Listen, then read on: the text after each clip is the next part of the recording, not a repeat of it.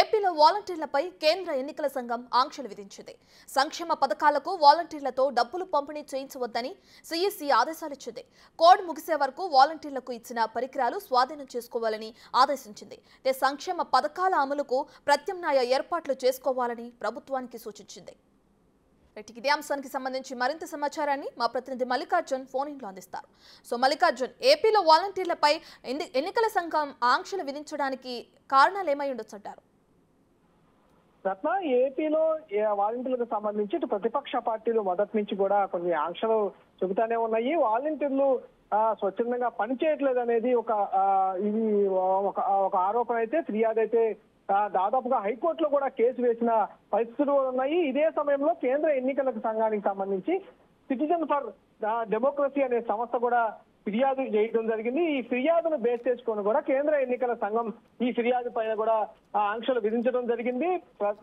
కేంద్ర ఎన్నికల సంఘం ఇచ్చిన ఏదైతే ఆర్డర్స్ మనం చూసుకుంటే, ఎలాంటి సంక్షేమ పథకాలకు వాలంటీర్ల చేత డబ్బులు పంపిణీ చేయొద్దంటూ కూడా ఇటు ఆదేశాలు జారీ చేసింది. అలాగే ఎన్నికల కోడ్ ఉన్నంత వరకు వాలంటీర్లకు ఇచ్చిన మొబైల్ ఫోన్లు మరియు ఇతర పరికరాలు మొత్తం కూడా అక్కడ ఎంపీడీఓకి వాళ్ళకి స్వాధీనం చేయాలంటూ కూడా ఆదేశాలు జారీ చేయడం జరిగింది. అలాగే సంక్షేమ పథకాలు అమలుకు ప్రత్యామ్నాయ ఏర్పాట్లు చేసుకోవాలంటూ కూడా ఏపీ ప్రభుత్వానికి సూచనలు జారీ చేయడం కూడా జరిగింది. ప్రధానంగా ఈ వాలంటీర్లకు సంబంధించి ఎవరైతే ప్రతిపక్ష పార్టీలు కూడా ప్రధానంగా ఆరోపణలు గుప్పిస్తా ఉన్నాయి. వాలంటీర్లు వైసీపీ కార్యకర్తలంటూ వైసీపీ నాయకులే స్వయంగా ఒప్పుకున్నారు, వాళ్ళు వైసీపీ పార్టీకి అనుకూలంగా పనిచేస్తున్నారంటూ కూడా ప్రధానంగా పెద్ద ఆరోపణలు కూడా వస్తున్న తరుణంలో ఇటు డెమోక్రసీ, సిటిజన్ ఫర్ డెమోక్రసీ అనే సంస్థ ఏ కేంద్ర ఎన్నికల సంఘానికి ఫిర్యాదు చేయడం జరిగింది. ఇదే సమయంలో హైకోర్టులో వాళ్ళు పిటిషన్ కూడా దాఖలు చేయడం జరిగింది.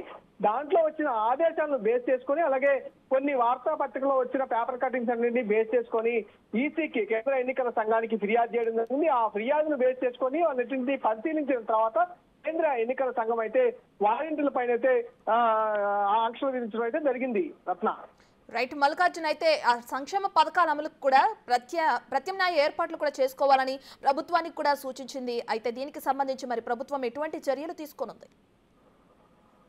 అయితే ప్రభుత్వం గతంలో వాలంటరీ వ్యవస్థ రాకముందు ప్రభుత్వం కూడా ఒక ప్రత్యామ్నాయ ఏర్పాటు అయితే ఉండేది. దీనికి సంబంధించి ఎక్కడైతే పంచాయతీ కార్యాలయాలు ఉంటాయో ఆ పంచాయతీ కార్యాలయం వద్దకు వచ్చి ఎవరైతే పెన్షన్దారులు ఉంటారో వాళ్ళందరూ కూడా అక్కడికి వచ్చి పెన్షన్, వారి బయోమెట్రిక్ కానీ లేకపోతే ఐడీస్ కానీ తీసుకొని వాళ్ళ ద్వారా అక్కడి నుంచి డబ్బులు వారికి నేరుగా అందించే వాళ్ళు. వాలంటీర్ వ్యవస్థ వచ్చిన తర్వాత వాలంటీర్లు 50 గృహాలు ఏదైతే అప్పచెప్పారో వారి దగ్గరికి వెళ్ళి ఆ అమౌంట్ ను ఆ పంచాయతీ ఆఫీసు నుంచి తీసుకొని స్వయంగా వెళ్ళి వాళ్ళకి ఇస్తా ఉండేవాళ్ళు. కానీ ఎప్పుడైతే ప్రతిపక్ష పార్టీల నుంచి ఆరోపణలు వస్తా ఉన్నాయో ఈ తరుణంలోనే వచ్చిన ఫిర్యాదులను బేస్ చేసుకొని, అందులోనూ ఎన్నికల కోడ్ ఉంది కాబట్టి కంపల్సరిగా ఈ వ్యవస్థ అనేది కొంచెం ఇబ్బందికరంగా ఉంటుంది కాబట్టి కంపల్సరీ ఫిర్యాదులను బేస్ చేసుకొని పరిష్కారం దిశగా ఇలాంటి నిర్ణయం అయితే తీసుకోవడం జరిగింది. ప్రభుత్వం అయితే ఇప్పటి వరకు దీనిపై స్పందించిన దాఖలు అయితే లేవు.